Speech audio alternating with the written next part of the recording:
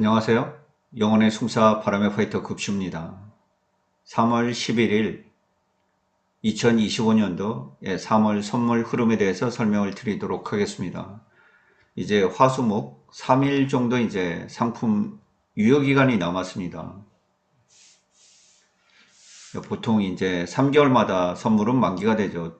3개월마다 이제 둘째 주 목요일 날 선물 만기가 되고요. 이때는 기초자산인 코스피 200과 선물의 지수 흐름이 이제 동일하게 같게 움직여야 됩니다. 네, 오늘 그 우려가 대단히 컸습니다. 나스닥 지수가 4%나 이제 강하게 하락을 하는 바람에 우리나라 야간 선물이 이제 크게 조정을 받아서 마이너스 1.81% 이제 하락을 해 있었기 때문에 또 이어서 이제 오전 서머타임즈가 이제 실시해서 1시간이 좀 앞당겨지지 않았습니까? 그래서 오전 7시에 개장이 된 이제 미국의 선물이 또 대단히 그 어려움을 이제 보이면서 오늘 낙폭이 또 대단히 커지는 게 아닌가. 뭐 이런 우려들을 좀 그 낮게 만드는 그런 상황이었어요. 뭐 불행 중 다행으로 이제 낙폭을 좀 줄이면서 최종 결과로 마감이 됐는데 뭐 장 초반에는 또 약간 급등 반전을 하다가 이제 급락이 나와서 뭐 시장이 대단히 그 불안한 흐름을 보인 하루였습니다. 그래서 이제 미국 증시의 급락 요인은 뭐 트럼프 관세 정책에 대한 우려. 근데 이제 어떤 뭐 시장 하락 이런 것에 크게 개의치 않겠다. 뭐 관세를 밀어붙이겠다. 일시적 고통이라 이제 이런 걸 겪고 미국이 위대해지기 위해서 이제 뭐 이렇게 한다 그러는데 그 속에는 이제 빚이 포함되어 있습니다. 이 소식을 이제 블룸버그에서 짚기도 짚었는데 그래서 이런 소식에 따라서 이제 미국 증시를 이끌었던 매그니피셔트 7 ETF가 이제 마이너스 5.1718%나 이제 급락을 하는 그런 사태를 맞이했고요. 테슬라가 또 마이너스 15%나 급락이 나오기도 했습니다. 근데 이제 여기서 그 야후 파이낸스에서 이런 소식을 전했어요. 트럼프 대통령이 거버먼트 셧다운 could happen. 정부 셧다운이 일어날 수 있다. 이 부분을 이제 내보냈어요. 근데 대부분의 이제 우리나라 개인들이 관세 문제 때문으로 알고 있는데 그렇지 않습니다. 미국의 빚이 이제 분기당 지금 1조 달러씩 늘어나고 있어요. 이 부분을 조금 설명을 해드리면 왜 이런 소식이 전해졌을까? 왜 이런 소식이 이제 미국 증시의 하락을 부추기는데 관세뿐만이 아니고요. 이 정부 셧다운 문제가 또다시 이제 거론이 되는 이유가 있습니다. 미국 의회는 이제 두 번의 임시 예산안을 통과시켜서 3월 14일까지 어떤 그 임시 예산안을 이제 쓸 수 있도록 이렇게 조처를 해놨죠. 현재 공화당과 민주당의 이제 하원은 218대 214조. 그 하원은 이제 예산안에 대한 이 의결권을 이제 가지고 있는 그런 상황이죠.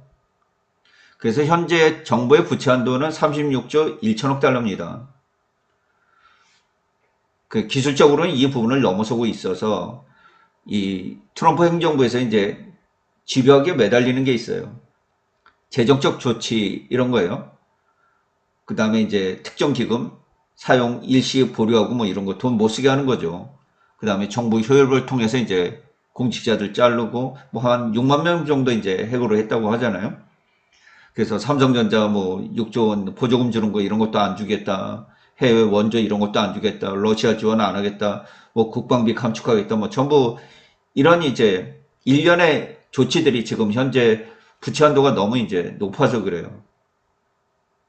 뭐 3개월마다 지금 1조 달러씩 증가를 하니까 결과적으로 채권금리를 낮춰야 되거든요. 그래서 계속 채권금리 낮추겠다 이런 얘기를 하는 거예요. 베센트 채무장관 계속해서 채권금리 낮추겠다. 관세 부과해서 트럼프 행정부 쓸 돈 좀 이렇게 만들고요. 그래서 지난번에 이제 10년 동안 세금을 4조 5천억이 줄이고 달러 줄이고 정부 지출을 2조 달러 이제 삭감하는 이 안이 이제 217대 215로 이제 통과하면서 정부 셧다운이 피했죠. 3월 14일까지요. 그래서 이때 이제 그 국경 트럼프 대통령 그 입지를 반영해 주기 위해서 국경 강화나 국방비 여기에 3천억 달러를 증액시켰고요. 연방 정부의 부채 한도를 이제 4조 달러를 늘려놨어요. 그래서 이제 미국 정부가 돌아가고 있는데 그 다시 이제 또 협상을 또 해야 돼요. 그래서 이제 지금 이렇게 정부 셧다운 문제가 일어날 수 있다. 뭐 이런 우려가 이제 시장에 존재하는 거죠. 그래서 이런 부분도 지금 현재 미국 증시를 짓누른 그 한 요인이 되고 있다. 물론 뭐 관세 정책도 한몫을 했고요. 그래서 이 부분을 좀 이해하고 계시면은 될 것 같아요. 그리고 이제 어떤 소식이 있었냐면 장 마감 후 이제 오라클의 실적이 발표가 됐습니다. 그런데 오라클의 실적이 이제 기대 이하로 나왔죠. 그래서 시간 외에서 마이너스 거의 5% 정도 이제 추락을 하고 있었어요. 그래서 이때 미국 시장이 오전 7시에 재개장이 돼서 마이너스 1% 이상 이제 급락이 나오고 있는 그런 상황이었기 때문에 뭐 상당히 나스닥 지수가 4% 하락을 하고 7시에 재개장이 돼서 마이너스 1% 이상이 추가 하락을 하니까 뭐 이건 굉장히 겁나는 시장이 이제 연결이 되지 않겠나 이렇게 이제 보게 된 거죠. 그래서 오늘 새벽에 끝난 이제 뭐 1시간 일찍 끝나니까 새벽 5시에 끝났죠.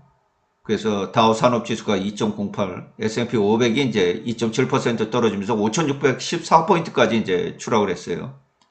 뭐 향후 지금 12개월 포워드 PR이 20배 정도의 20점 약간 웃도는 정도로 이제 떨어져 있는데 나스닥 지수가 17,468포인트까지 이제 급락을 했습니다. 4% 727포인트가 이제 떨어진 급락 현상이 있었는데 빅테크 중에 이제 테슬라가 15.43, 엔비디아가 5.07, 애플이 4.85, 마이크로소프트가 3.34 등 대부분 빅테크들이 이제 뭐 강한 그 하락을 하면서 주도를 했고요.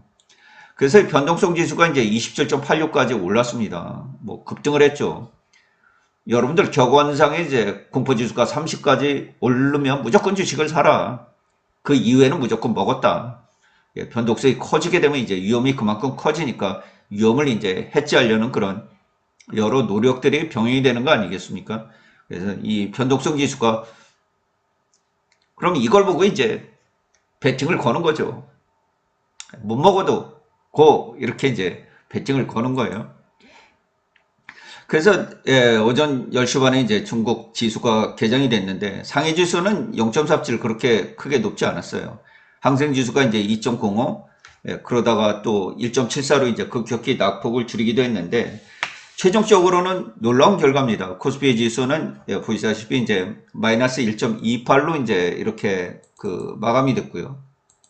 낙폭을 많이 줄였죠.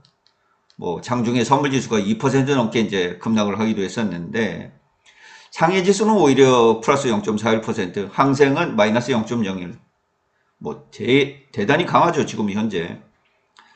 대만 가권 지수가 마이너스 1.73, 니케 지수가 0.64. 뭐 그렇게 크게 하락을 하지 않았습니다. 하락을 하지 않았어요. 그래서 이러한 여러 가지 이제 조건들을 좀 반영해서 오늘 그 코덱스 미국 나스닥 지수에 제가 그 아침에 이제 1040주 보유량을 가지고 있었는데 제가 그 122평, 200일 2평 이 정도 오면 이제 매수를 단행해서 승부를 해보겠다 제가 이렇게 얘기를 드렸었기 때문에 또 시장의 변동성이 이제 아침에 대단히 커지고 있어서 코덱스 200을 좀 한 150주 정도 사가지고 코덱스 200은 이제 33,000원이에요 한 주당. 그래서 가격이 좀 높아요. 네, 그래서 이렇게 이제 오전에 좀 그 승부를 던졌다. 근데 마침 이제 오후에 계속해서 시장이 올라서 그냥 오늘 일용할 양식은 이제 잘 얻었다. 이렇게 그 설명을 드리도록 하겠습니다.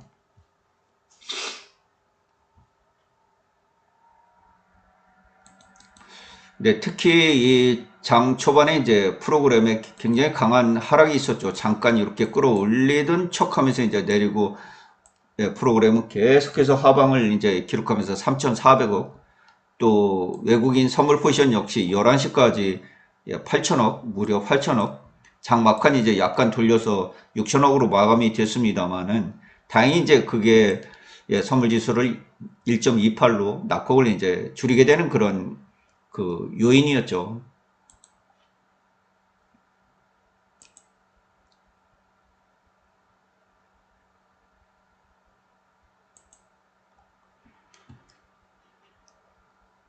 예, 그래서 님들께는 이제 3월 선물 이 부분이 그 330을 좀 이탈하면 이 밑에 구간에서는 이제 누적이 좀 가능하지 않겠느냐 이런 얘기를 드렸는데 뭐 330 정도에서 이제 유지가 됐어요. 그죠? 예, 저는 이제 나스닥 같은 경우는 뭐 2월을 좀 일부 2월을 했고요. 나스닥 같은 경우는 뭐 2월을 했습니다.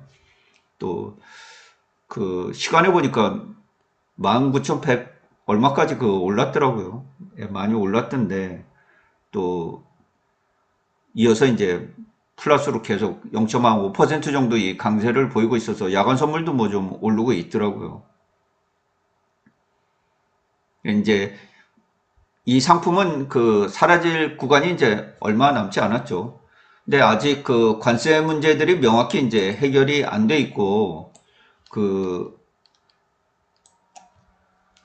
얘기했다시피 지금 의회 예산안 통과 새롭게 이제 마지막 그 이번 회기가 마감되는 이제 9월 달까지 자금을 이제 어떻게 쓸 것인가 이걸 의회에서 이제 의결을 해줘야 되잖아요. 그래서 아무래도 공화당 의원들이 이제 의석수가 많기 때문에 만약에 뭐 민주당이 전체 반대하고 이제 공화당에서 이탈을 하면 예산안이 통과가 안 될 수도 있죠. 그래서 그런 셧다운 우려가 이제 시장에 현재 존재를 하고 있다.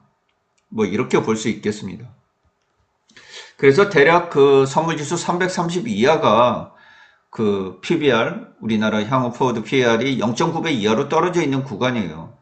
근데 보통 그 한 번은 1배 정도까지 올라오거든요. 지금 0.9배, 뭐 0.9배를 약간 밑돌고 이제 뭐 이런 상황인데 오랜 동안 이제 0.8배 때 머물러 있었던 거죠. 사실 이제 저평가 구간에 이제 놓여 있었는데 그래서 이 딥시크를 이제 사실 그 꿈은 안 좋았잖아요. 그죠?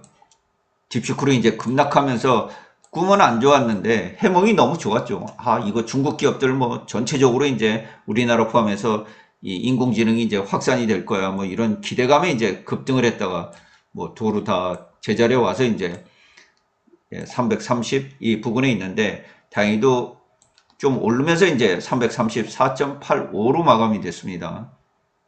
그래서 지금 이거 걱정이에요. 우리 마음대로 안 되잖아요, 이게. 그렇죠.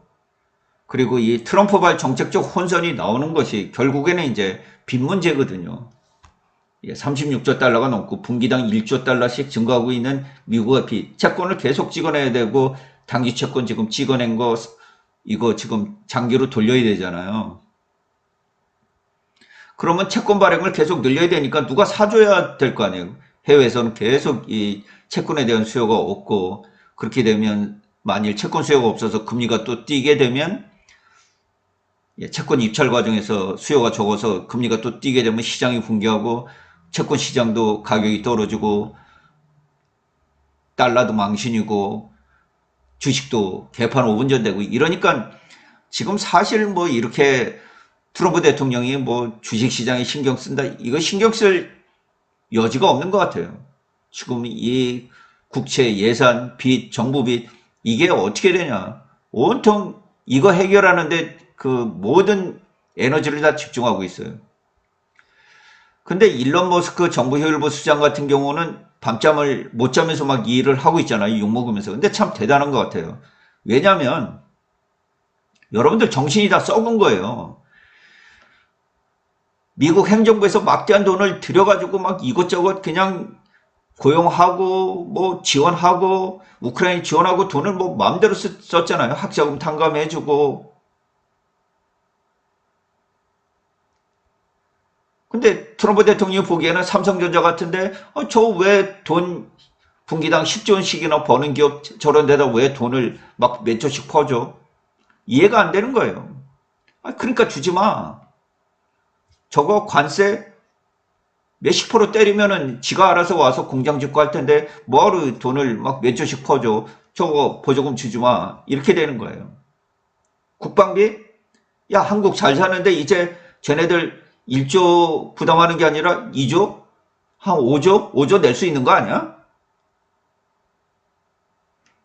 그러니까 1조 내던 거 예를 들어서 5조 내. 그러면 아무래도 협상 카드니까 중간에서 그럼 우리 2조 낼게. 3조 낼게. 이렇게 될 거 아니겠어요? 거봐. 내가 짓거나 쟤네 1조 내던 거 3조 내잖아. 이렇게 돼버리는 거예요. 그러면 자기들 국방비 안 써도 되잖아요. 그죠? 근데 이런 기지가 전 세계 한 100군데나 있다는 거예요. 그래서 지금 트럼프 대통령은 뭐냐면 돈 나가는 거 이거 맞겠다. 왜? 내가 수입은 4조 5천억 달러밖에 안 되는데 6조 5천억 달러 이걸 써야 되니까 1조 8천억 달러 이 재정 적자 이 중에서 8천억 달러가 채권 이자인데 그럼 채권 발행 덜 해야 될 거 아니에요. 그럼 금리를 낮춰야 될 거 아니에요. 그죠? 금리가 낮아질 때 언제 낮아져요? 경제가 폭망해야 낮아지는 거잖아요. 그러니까 주식시장 붕괴하는 것보다 지금 금리 낮춰가지고 이자 적게 내는 게 더 트럼프 대통령 관심이에요. 그 많이 내려갔잖아요. 10년물이 4.2, 2년물이 뭐 4% 밑돌고 막 이러잖아요. 그죠? 주식시장도 물론 하락을 했지만 경제성장률도 1분기에 뭐 마이너스로 2.4로 나온다고 하니까 그래서 어떻게 보면 이 정책적 혼선 이런 부분들이 뭐 약간 의도됐다? 뭐 이렇게도 좀 볼 수가 있고 빚에 정신이 없는 거죠. 더 이상 이 빚을 늘려가지고 분기당 1조 달러씩 늘어나는데 36조, 37조, 40조 되면 40조 달러 여기에 대한 채권 이자가 또 더 증가할 거고 그럼 빚은 더 가속화될 거고 채권 더 많이 발행해야 되고 이런 미국 정부 파산이죠. 누가 달러를 믿을 수 있겠어요. 그렇지 않아요? 뭐 아무리 스테이블 코인으로 달러 연동해서 뭐 달러 수요를 일으킨다고 한들 그러니까 별의별 수단이 다 나오는 거예요. 정작 해야 될 건 뭐예요? 내가 4조 5천억 달러를 세금으로 걷어들이면 4조 5천억 달러 쓰면은 채권 발행 안 해도 되잖아요. 빚 안 내도 되잖아요. 근데 미국이란 국가는 다른 나라에는 모두 긴축을 요구하지만은 자기들만은 엄청난 돈을 찍어내면서 여태까지 국방비 쓰고 전 세계 경찰 노릇하고 자기 국민들 먹여 살리고 이렇게 해왔단 말이에요. 그 돈으로. 근데 지금 그렇게 무한정 막 지원하고 하려니까 채권을 더 찍어내야 되잖아요. 그럼 채권 수요를 일으켜야 되잖아요.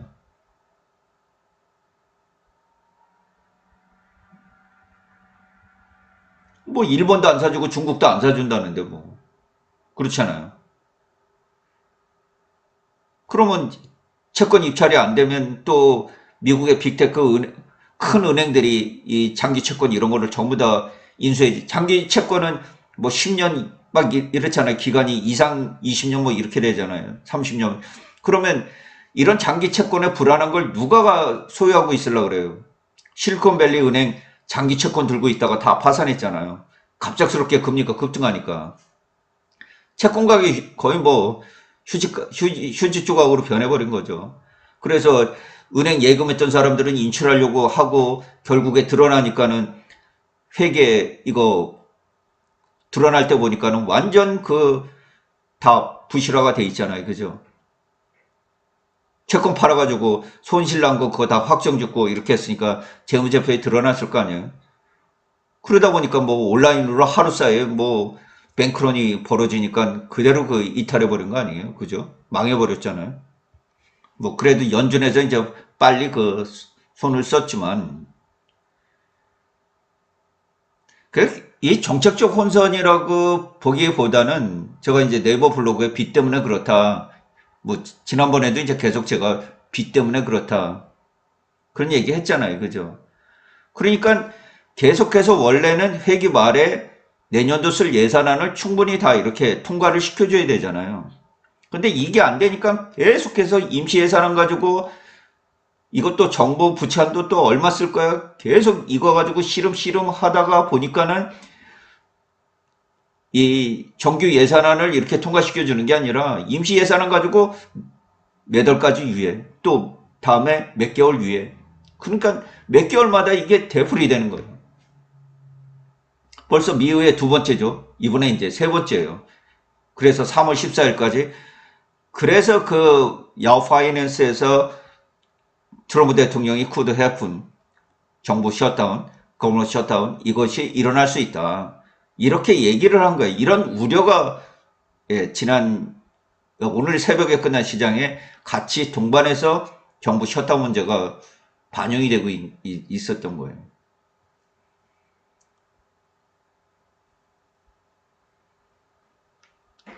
거기다 뭐 캐나다 전기 끊는다 그러죠. 불매운동 나오죠. 유럽 불매운동 나오죠. 뭐 테슬라 독일과 뭐 중국에서 그냥 폭락해버리죠.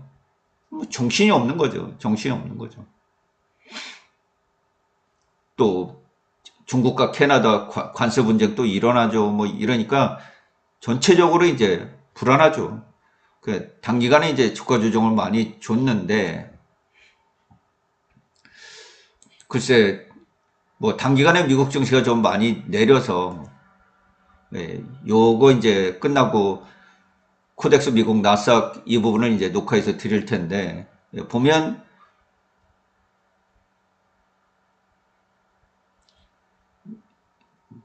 그 7월 달에 이어서 이제 200이평선 뭐 이쪽 부분까지 이제 강하게 그 조정을 받은 상황이라 지금 여기서 뭐 확실하게 330을 이탈한다, 이탈하지 않는다 이렇게 얘기는 드리기는 어려운 것 같아요.